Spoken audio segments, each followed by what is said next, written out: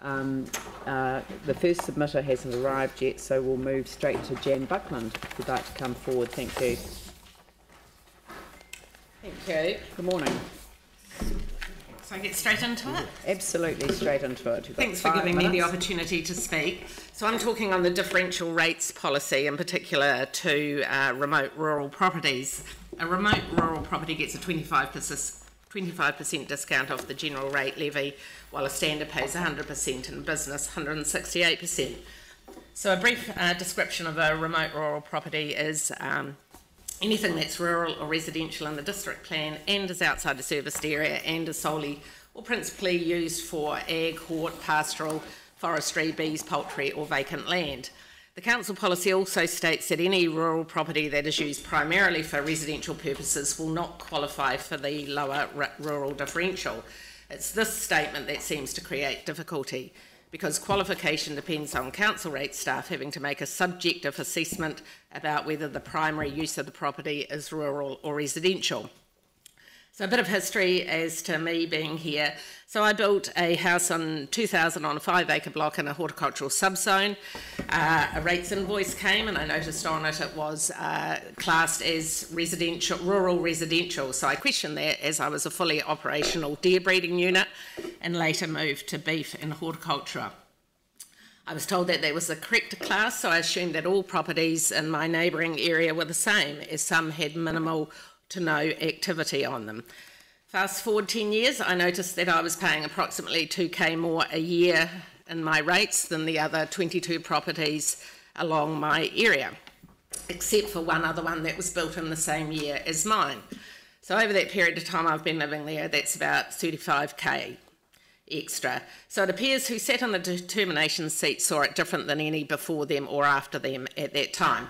So I started to look a bit further into the policy itself and its lack of clarity, consistency, transparency and application by the staff tasked with its administration became apparent.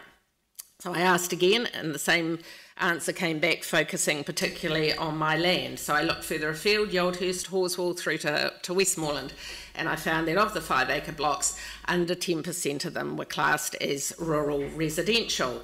The City Council staff then opted to come out and do an on-site assessment, despite me saying to them that it was the policy I was questioning, not my property, and that I had no stock at the time because the City Council were currently using one of my largest paddocks while they built a water retention facility adjacent to my property. While they're on site, I asked what criteria is used to determine primary use. Is it stock head counts per area, bearing in mind that there are industry standards, crop yields or income, etc., and could they give me some examples so I could have a clear understanding? But I got no response. I also asked what method is used for assessing properties. Is it drone, site visits or Google Earth?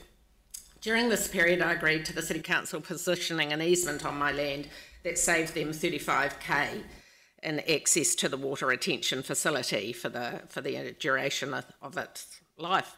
So in the 18 years that I've been there, only measurable criteria that I've seen in the policy was a percentage of the overall land use that has been set aside for residential use.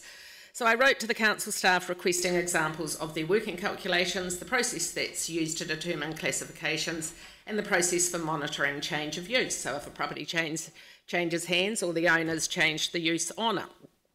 At that point I got a letter from the senior legal advisor, responded saying that there would be no more communication about my property as there's insufficient rural activity. I went back and asked, had he actually asked the staff why they weren't able to answer the questions about the policy itself, which were all fairly fair and reasonable. Then Dr. Carleen Edwards wrote saying that I'm not to contact staff anymore and questions must go through the Official Information Act, which once again with the focus being on my property rather than addressing the questions related to the policy. With respect, these reactions highlight how the policy lacks clear guidelines for the staff to be able to have enough clarity to administer it in a precise, consistent and transparent manner without the use of subjective assessment. The short of it is that when comparing properties of similar size and use, there's no rhyme or reason evident for the classifications awarded on both rural and rural residential. There's a whole raft of property setups in regard to land use, level of activity, connected to the town services, size of house, shape of property, property layout, and etc. In 2016, the City Council set about systematically contacting properties on the list of 5 acre examples I provided them, notifying them that they were changing from rural to residential. Some that responded with, "You prove we're not rural," never heard back and have maintained their rural status, despite in cases some land being unsuitable for any form of horticultural or agricultural use over several months of the year.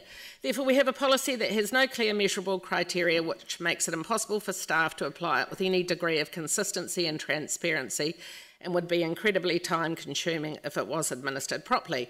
The ratepayers should be able to have clarification on how and why they're charged what they are. There shouldn't be a smoke and mirrors approach taken by the staff who are tasked with making decisions from a policy that has no clear criteria and therefore cannot be applied in a democratic, fair and consistent way.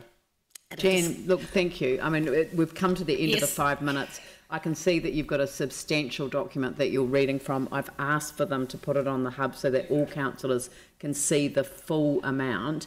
And obviously, in the submission that you sent through to us, we didn't have visibility of the sort of kind of the background to the issue. So that's right. So we're hearing that for the first time, and obviously we've all got a number of questions in relation to that. Yes. But we're going to have to move on to the next submitter. Thank you. So look, thank you very much. So I just only missed the last paragraph anyway. Yeah, but we will get that, and I assure you we will read it, and we will look at your individual case as well as the bigger picture question. Thank you. Thank you. Much appreciated.